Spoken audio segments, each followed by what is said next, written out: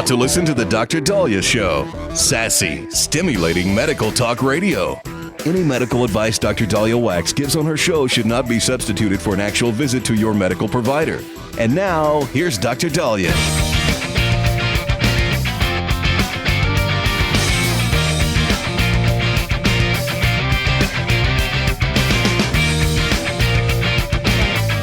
We are back on the Dr. Daliah Show. Thank you all for tuning in. 1-877 Dr. Dali, 1-877 DOCDALI. So currently, RFK Jr. is undergoing his confirmation hearing. I got to see some of it. It got fiery between some of the Democratic senators and him. And they were many. RFK Jr.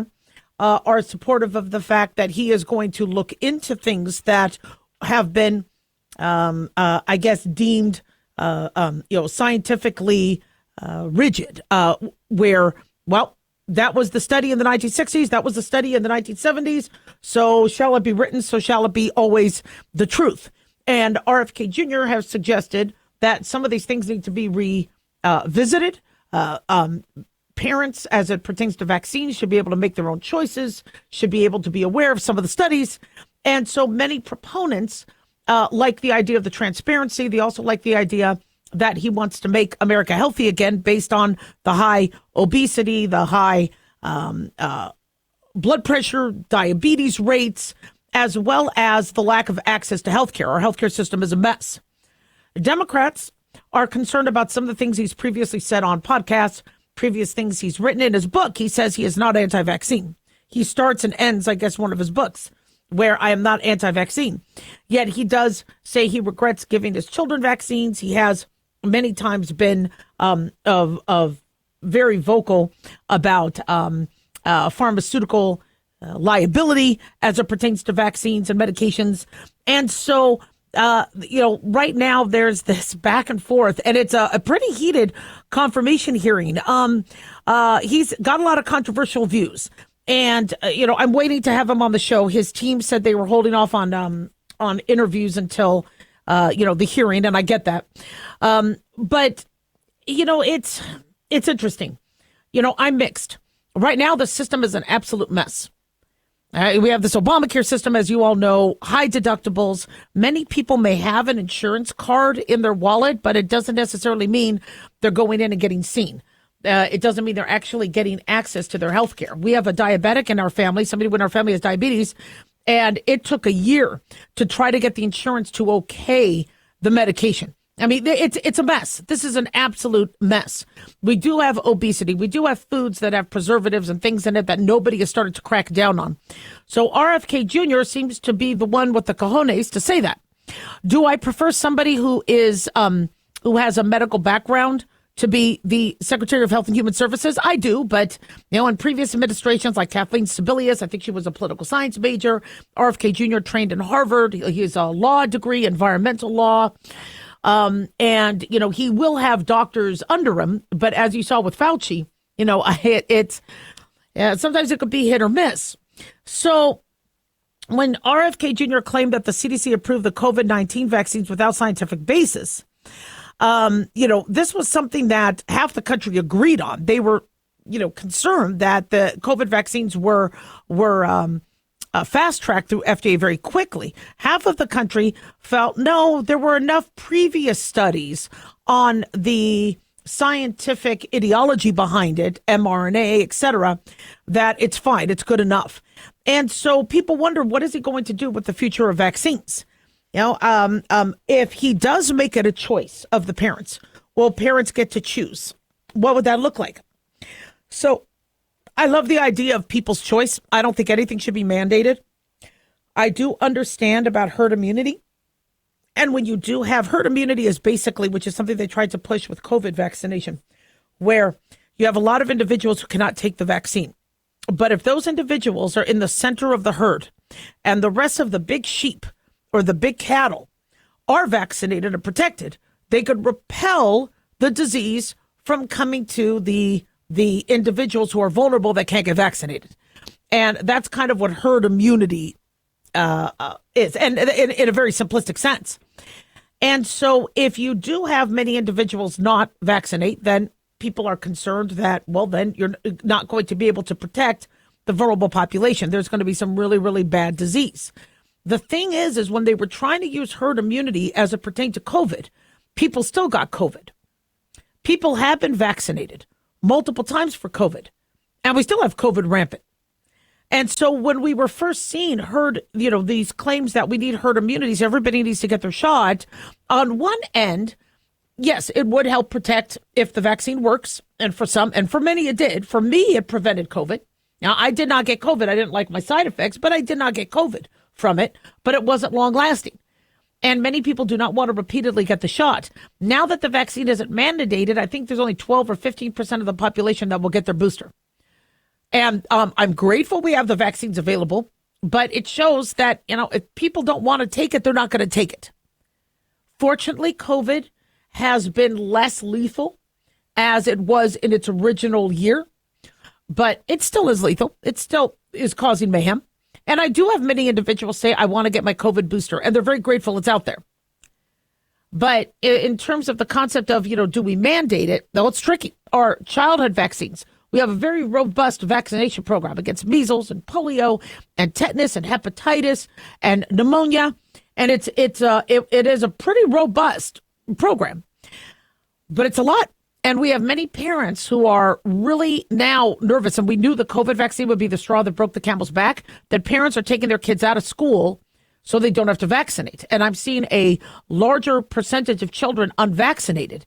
And I talk to the parents, and they will agree that some vaccines they like, and sometimes they will vaccinate their child for those particular illnesses, but they don't want all the vaccines. So are we going to be a country that allows more choice, or are we going to, continue to mandate certain vaccines? And I love the fact that we don't have measles, mumps, and rubella rampant. I love the fact that we don't have polio. Polio scares the hell out of me. I love the fact that, we're treating and protecting against tetanus. I'm a big fan of those vaccines. But if there are side effects, right now, if a parent is concerned, they don't have a lot of resources and they don't have a lot of support to get those resources. So it will be interesting to see if this changes, if he does get confirmed. 1-877-Doc-Daliah.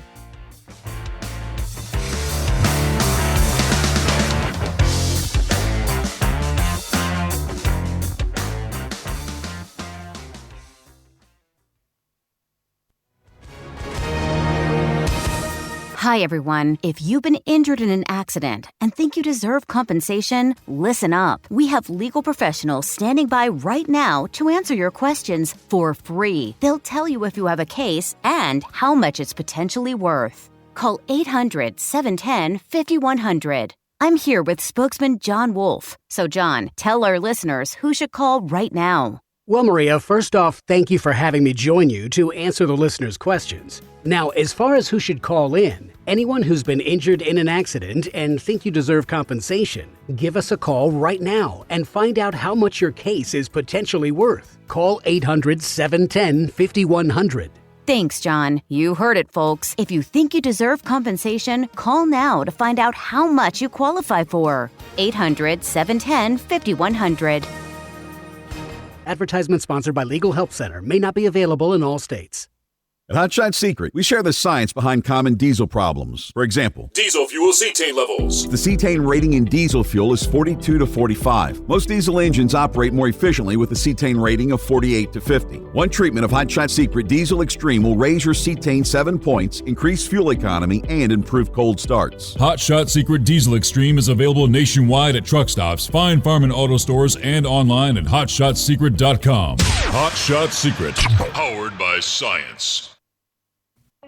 In a study, it was found that 33% of 44 herbal supplements had no trace of the advertised herb. Don't let that happen to you. Hi, this is Dr. Mitch. If you want to ensure quality, please go to totalwellness.com. Supplements made for physicians only now available to you too. totalwellness.com, helping you to look good, feel good, and enjoy total wellness.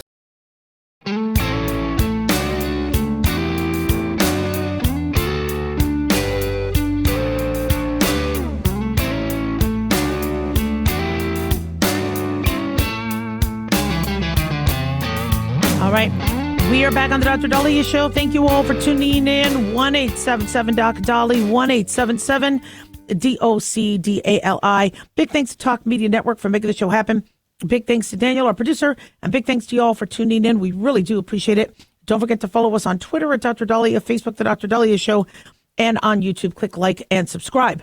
So we are being told that there is a tuberculosis outbreak in Kansas, which is the largest on record in the United States.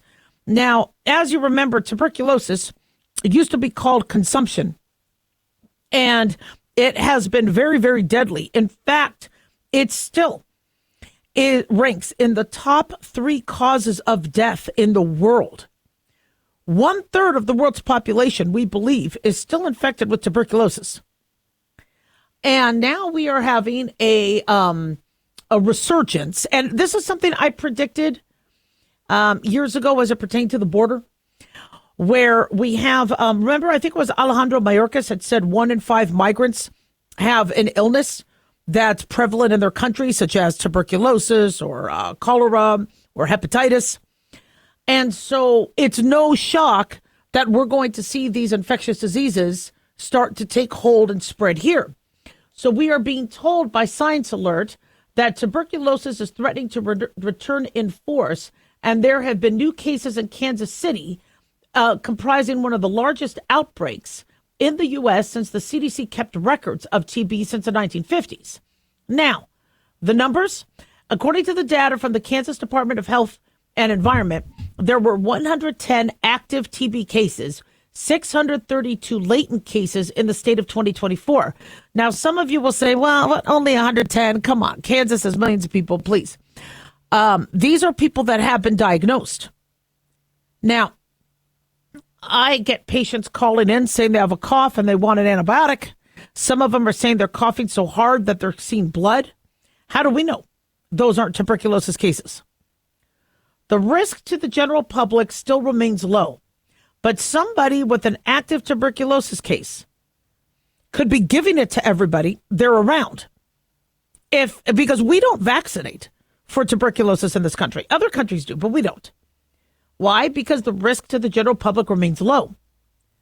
So you could be exposed at a grocery store, you could be exposed and I don't want everybody to panic, but we need to figure out why we have TB rising.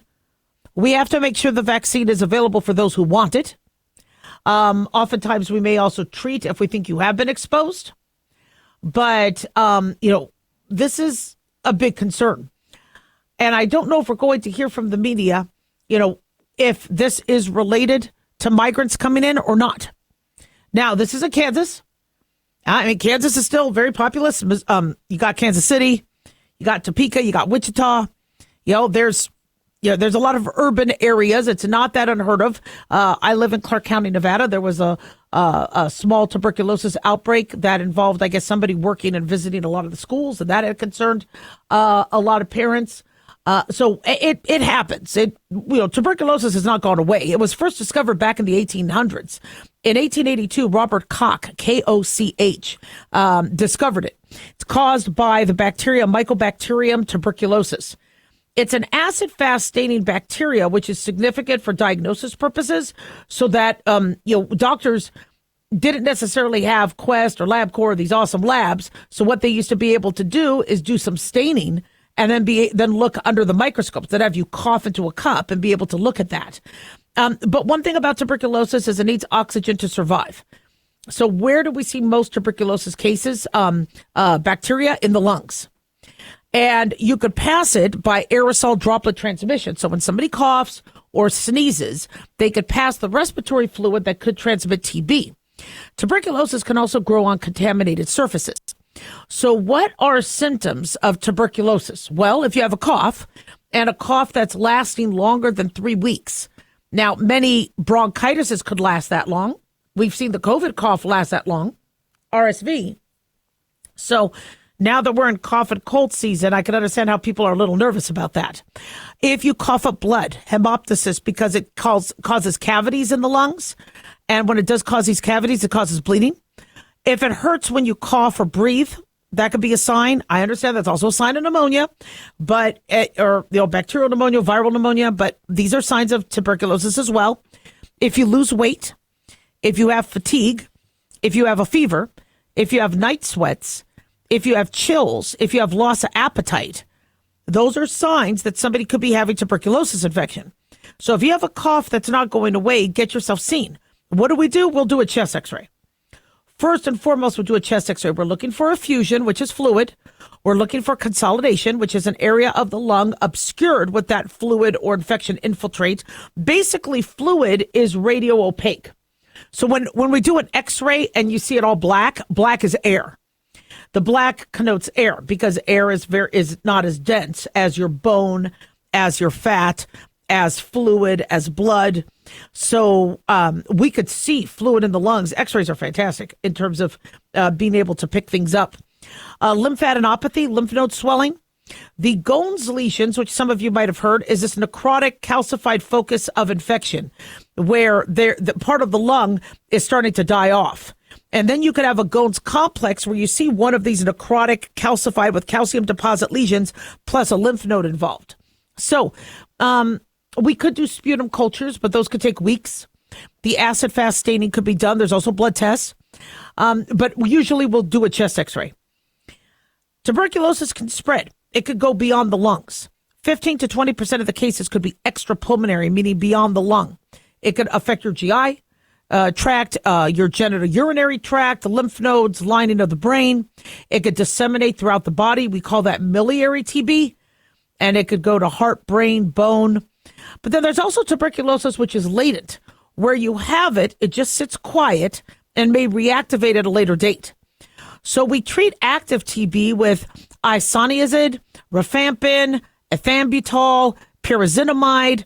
We may start a 2-month intense phase treatment of all 4 drugs and then followed by a continuation phase of INH and rifampin. For latent TB cases, we'll treat you 9-month regimen of the INH or isoniazid. We want to watch for liver toxicity with these medications, so you don't just get treated over the phone. You need to get treated by your health department or an in-person provider where we could also watch your liver, vitamin B6 deficiency, etc. So the TB vaccine was created in the 1920s. It's called the BCG vaccine.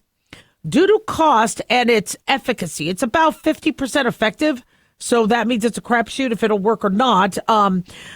We don't necessarily give it as routine vaccination. Also, one thing that a lot of Americans need to do these TB tests, like these PPD tests, although now we're doing blood testing, the quantiferon. But if you are ever vaccinated for TB, your TB test, PPD tests, protein purified derivative tests will show up positive. So every time somebody would come in saying, they need a PPD test for work, I'd ask them if they ever grew up in another country. I think like the Philippines and other countries that vaccinated regularly, because if they had a positive test, I didn't want them to panic. I wanted to do different testing. The interferon gamma release assay blood test, the quantiferon, could provide results within 24 hours. It's replacing the PPD test more and more. So who's at risk for tuberculosis?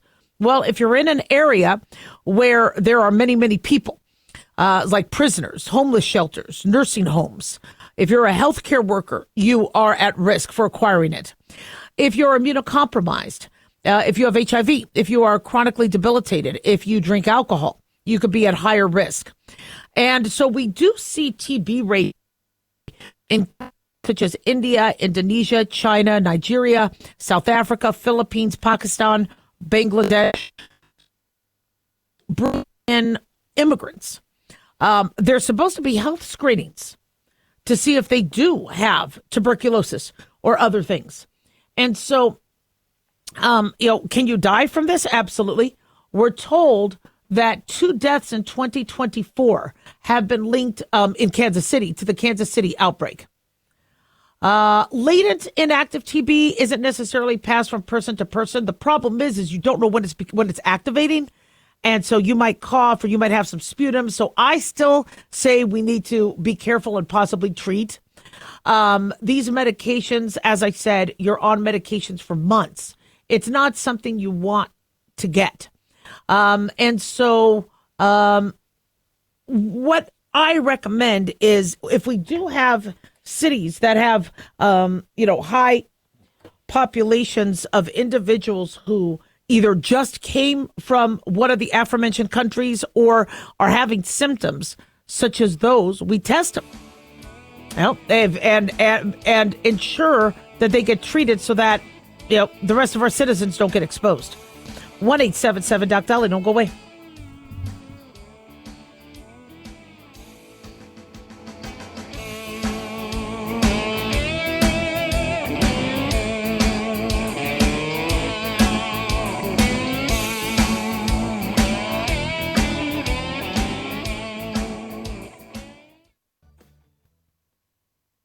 Let's see, if something costs less, but people are happier with it, that sounds like something to look into, and that's MediShare. Maybe you've heard switching to MediShare to pay for healthcare can save the typical family $500 a month, and that's huge, but it's also true that people are way more satisfied after making the switch, too. The customer satisfaction rate for MediShare is double that of the typical health insurance plan. Double. MediShare works. It's been around for more than a quarter century, and members have shared more than $3 billion of each other's bills. People love having telehealth and a huge nationwide PPO network. So, yeah, you can save a ton and like it better. Imagine being happy with how you're taking care of your health care. So if you're self-employed or part of the gig economy, or you just want a plan you're happy with, you can call right now and get a price within 2 minutes. A very, very smart use of 2 minutes. Here's the number you need. 855-SHARE-40. That's 855-SHARE-40. 855-SHARE-40.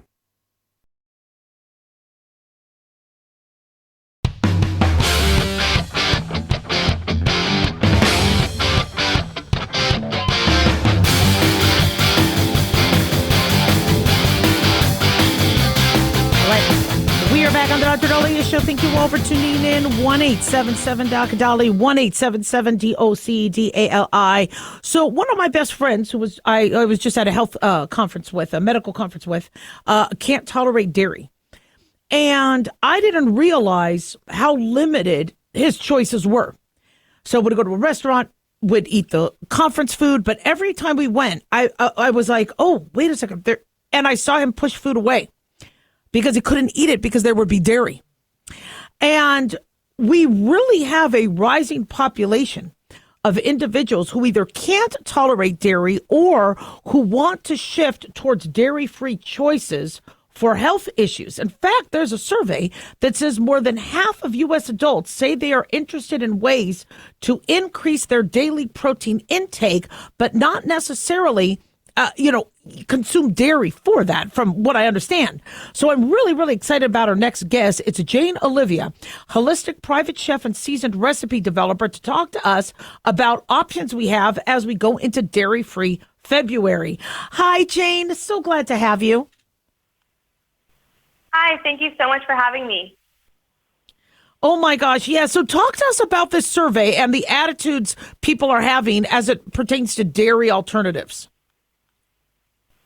Absolutely. So this survey showed that 68% of Americans are dairy-free curious, is what we call it. So they are interested in trying at least one dairy-free product in the year of 2025, which is really exciting because there are so many alternatives out there, and I'm happy to kind of navigate everyone to find the right ones for them.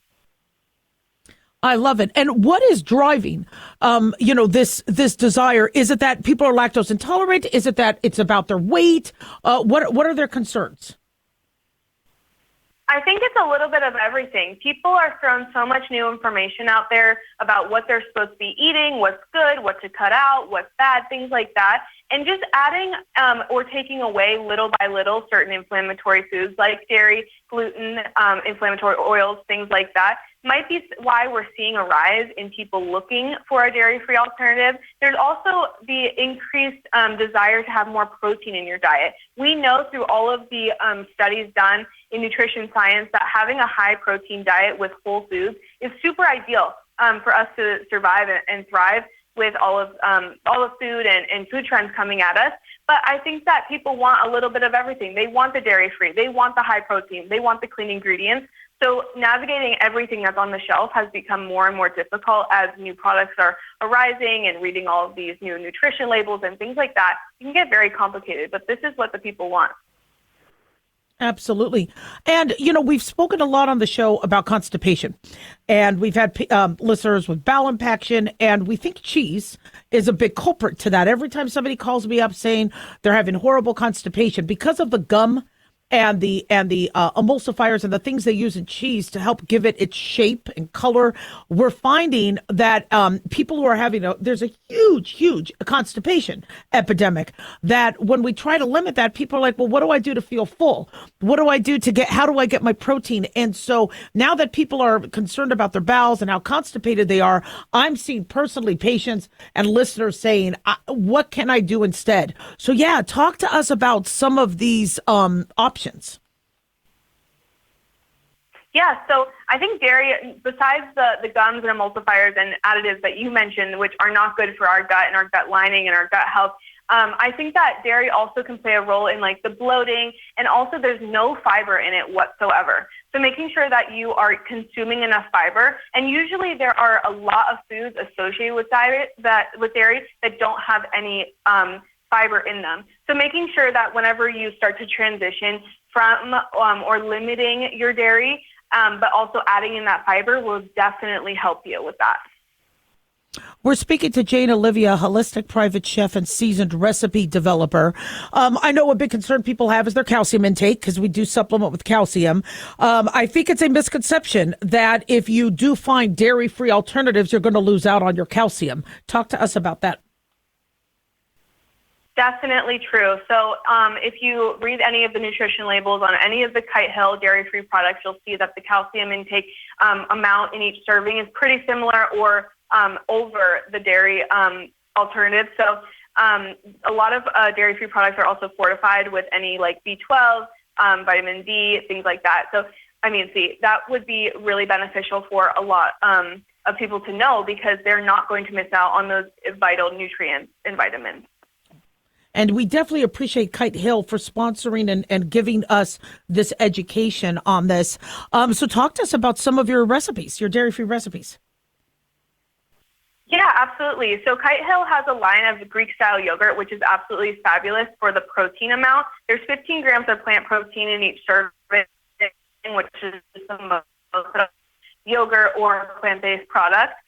So I recommend using that in any of your batters, mixes, any sauces, because there's an unsweetened and unflavored variety. And you can add that to some waffles, which is one of my favorite ways to enjoy it. We also have a breakfast sandwich recipe that I love. You can use any of the 3 Kite Hill cream cheese options. There's a plain, a garden veggie, and then also a chive. So you can mix and match and make whatever flavors you like on your breakfast sandwich. And then also with the big game coming up, and any big gatherings or events you have, a grazing board or charcuterie board is fantastic with all of your favorite veggies and chips and crackers. And you can use any of the Kite Hill dips with that. There's a dairy-free tzatziki and a dairy-free French onion dip, and you're not sacrificing flavor or texture with any of these options. That is fantastic. Exactly. I was going to say French onion dip. That's a biggie. And you got the tzatziki, and do you guys also have hummus? We don't have hummus. Hummus is naturally dairy-free, so you don't have to worry about that. That is pretty much always a dairy-free option, right, unless there's anything different and unique about it. And then there's also like a ricotta, if you like whipped ricotta, or if you're a big fan of cheese stuffed pastas like ravioli or tortellini, they actually offer those as well in the refrigerated section, which I'm absolutely obsessed with. They're fantastic. That is so cool. That is so cool. Anything else you'd like to share with our listeners? Well, I just want everyone to know that Dairy-Free February is not about completely going dairy-free. We just want to encourage everyone to maybe try one dairy-free thing in their regular routine and see how it goes over. I find that with my clients, I will kind of give them a dairy-free option and they won't even notice. So I think it's a really good step for everyone to maybe try to take one step forward in their health and their gut health and see how it reacts with them. I guarantee that you'll love whatever you try from Kite Hill. All of their options are fabulous. And that's so true. I just decided to try some gluten-free to see if it would help some of because I am not celiac disease. I've been tested, and just trying that diet change, it was amazing the differences I saw. And so I think, like you said, even for those individuals who don't really feel like they have an intolerance or an issue, they might notice a change in their weight, in their feeling full, in their bowel health. So that I agree with you 100%. I think it's definitely worth trying. And I'm really grateful you came on. One more time, if you could give the website on how people can find out more information and how they could find you. Yep, absolutely. So you could go to kite-hill.com and see their lineup of all their dairy-free products, as well as these recipes that I mentioned. And then I'm on Instagram if you want to find me, Jane Olivia. Love it. Oh, my gosh. I can't wait to have you back. Thank you and Kite Hill for all you do. And enjoy the rest of your January and can't wait for February. Thank you so much. You too. 1-877-DOC-DALI, 1-877-DOC-DALI. We have a lot of health awareness months, and I know it could get a little overwhelming for people, but the reason why we have these is it kind of reminds you that, one, to be aware of certain things that, you might need to be aware of and screen for, like, Breast Cancer Awareness Month, Prostate Cancer, Cervical Cancer Awareness Month, etc. But I can't tell you how many times patients have taught me things about what I could do to improve my health, and so, I have had to alter how I've done my dairy. And so fascinating segment. Thank you guys. 1-877-DOC-DALI. Don't go away.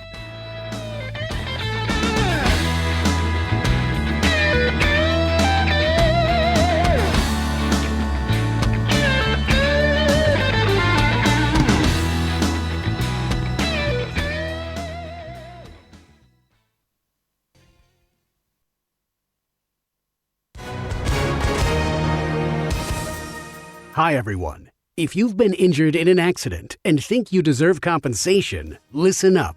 We have legal professionals standing by right now. They'll tell you if you have a case and how much it's potentially worth. Call 800-910-7500. That's 800-910-7500.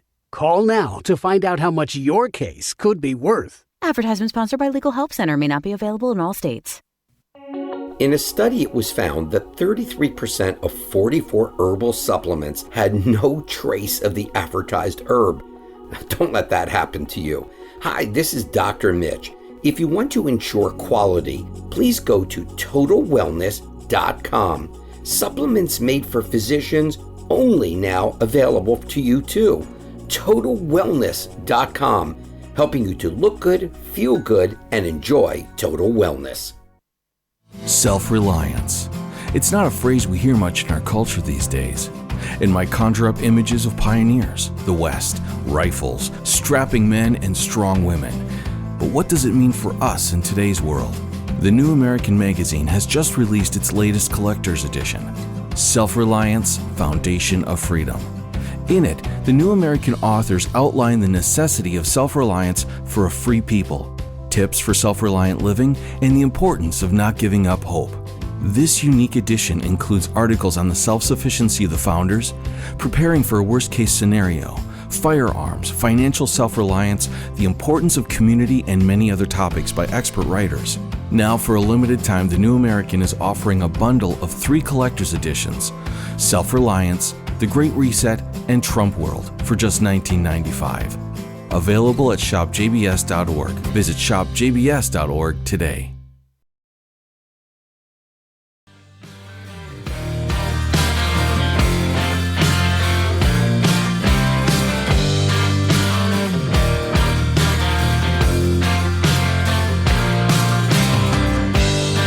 All right. We are back on the Dr. Daliah Show. Thank you all for tuning in. 1-877-DOC-DALI, 1-877-DOC-DALI. So President Trump sent an email, from what I understand, to federal workers saying they need to return to work. If they don't, to quit now. And they will retain benefits until September 30th, as well as, from what I understand, full pay, but then be gone.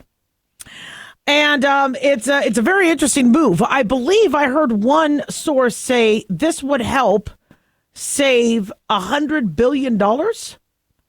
Senior Trump officials told U.S. media that this plan could save the government up to $100 billion for people not wanting to go to work and to stay at home. To tell them to return to work. I think they're getting full pay and benefits. So this notice was sent via an email blast from the U.S. Office of Personnel Management. I believe they got this on Tuesday. And it's called Fork in the Road. And if you want, I think the U.S. Office of Personnel, OPM, has this. And they say, during the first week of the administration, President Trump issued a number of directives concerning the federal workforce. Among those directives, the president required that employees return to in-person work, restored accountability for employees who have policy-making authority, restored accountability for senior career executives, and reformed the federal hiring process to focus on merit. So return to office is a big. They are going to have to return to their physical offices 5 days a week. They say going forward, we also expect our physical offices to undergo meaningful consolidation and divestitures, potentially resulting in physical office relocations for a number of federal workers. They also want to look at their performance culture. Performance standards are going to be updated to reward and promote those that exceed expectations and address in a fair and open way those who do not meet the high standards which the taxpayers of this country have a right to demand. So the federal workforce, they believe, should be comprised of the best America has to offer. And this is a far change from the stereotype the federal workers have of them sitting on the job, getting to work from home, getting cush benefits, and just not doing their job. Look at what happened with FEMA. We had horrible casualties and disaster from the hurricanes that affected North Carolina and Florida. And we're seeing, text threads, saying, well, don't go to houses with Trump signs. I mean, what the hell is going on here? So, yeah, people are starting to question that is not a standard for the Federal Emergency Medical Service and the management services and other government agencies that are supposed to be the best of the best. They want a more streamlined and flexible workforce. They say while a few agencies and even branches of the military are likely to see increases in the size of their workforce, the majority of federal agencies are likely to be downsized through restructurings, realignments, and reductions in force. These actions are likely to include the use of furloughs and the reclassification of at-will status for a substantial number of employees. They also want enhanced standards of conduct. The federal workplace should be comprised of employees who are reliable, loyal, trustworthy, and who strive for excellence in their daily work. Employees will be subject to enhanced standards of suitability and conduct as we move forward. Employees who engage in unlawful behavior or other misconduct will be prioritized for appropriate investigation and discipline, including termination. So basically, you're seeing media outlets go, oh, they want loyal people. They just want Republicans. They just want MAGA. They want, no. Loyal to America. If you work for FEMA and there's a disaster, you are going to be loyal to America, not to a political party. If there are individuals who need help and they support RFK Jr., who was running for office at the time, or they supported Ross Perot, or they supported, you're going to help them. This is America. We're all Americans. And so that's, to me, what that means. So they say each of the pillars outlined above will be pursued in accordance with applicable law, consistent with your agency's policies, and to the extent permitted under relevant collective bargaining agreements. If you choose to remain in your current position, we thank you for your renewed focus on serving the American people to the best of your abilities and look forward to working together as part of an improved federal workforce. At this time, we cannot give you full assurance regarding the certainty of your position or agency, but should your position be eliminated, you will be treated with dignity and will be afforded the protections in place for such positions. If you choose not to continue your current role in the federal workforce, we thank you for your service to your country, and you will be provided with a dignified, fair departure from the federal government utilizing a, quote, deferred resignation program. The program begins effectively January 28th, which was yesterday, and is available to all federal employees until February 6th. If you resign under this program, You will retain all pay and benefits, regardless of your daily workload, and will be exempted from all applicable in-person work requirements until September 30th, 2025 or earlier if you choose to accelerate your resignation for any reason. The details of the separation plan can be found below. So basically what they're saying is people have about a week now to quit. If they don't want to be a part of the government, if they don't think they can do what is asked, if they don't want to come back full time, they resign, they'll get paid full for the next 7 months. Kind of a nice deal. And don't even have to work. They're protected until September 30th, unless, of course, unlawful behavior, etc. They have to select reply to this email. You must reply in your government account. A reply from an account other than .gov or .mil will not be accepted. Type the word resign into the body of this email and hit send. The last day to accept the deferred resignation program is February 6th. So my guess is after that, then if you decide to not come to work, yeah, you can be fired without benefits. So people have a week to make a decision. And I know you see the media say, oh, this is causing panic. Honestly, the average person knows if they want to work, 5 days a week in office or not. And if they don't, and they knew this was coming, if they don't, they're going to get a really nice buyout. That's pretty damn cool. 7 months of income and benefits. And all that's being asked is that they come to, and that's if they reject going to work 5 days a week. And I get it. Some people have other issues. They have family members they need to take care of, etc. But if you want to work for the federal government, which is a very good pay, there's COLA, there's step increases, there's federal benefits, paid leave, paid holidays. It's pretty cush. But you're going to have to work hard, and you're actually going to have to show up on the job. If not, you can't work for our U.S. government. The days of the U.S. government being a cush blow-off job are over for now, until a new president comes in. So this, it's a lot of money to pay a bunch of federal workers to not work. That is a lot. I know some people are like, what the hell are they doing? Really, they're going to pay them until September 30th? But here's the thing. This February 6th deadline allows the departments to know if they have employees who will not come back or don't want to come back full time. They know who to staff with. I hear from people all the time, they can't get into a government job. They can't get into a government job. It's so hard. Okay, after February 6th, it is going to be huge. There are going to be a lot of openings. Now, I know some people are kind of looking at this statement. If you do choose to stay, we cannot guarantee we're going to keep you. Now, that they do have to put that in writing, because if, let's say, you do stay and then they need to fire you, they don't want to be sued or whatever. But there are some departments that may be disbanded. Their DOJ might say we don't need these positions. This might get cut.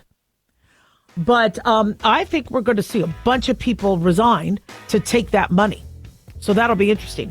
1-877-DOC-DALIAH.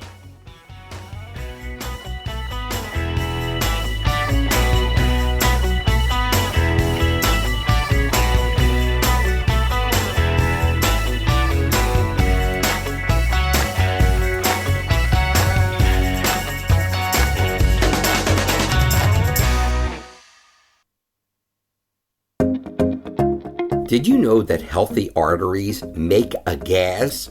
Yes, actually 3 known gases.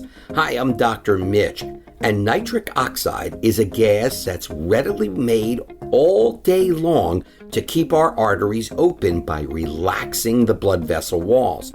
By doing this, our circulation is increased, bringing blood, oxygen, and nutrients to every part of your body. Both age and poor diet can lead to a loss of this precious gas, and in turn, blood pressure can go up, energy can go down, and you can get tingling in your hands and feet. Well, our product, Ultimate Nitric Oxide, can easily help fix this lack of nitric oxide.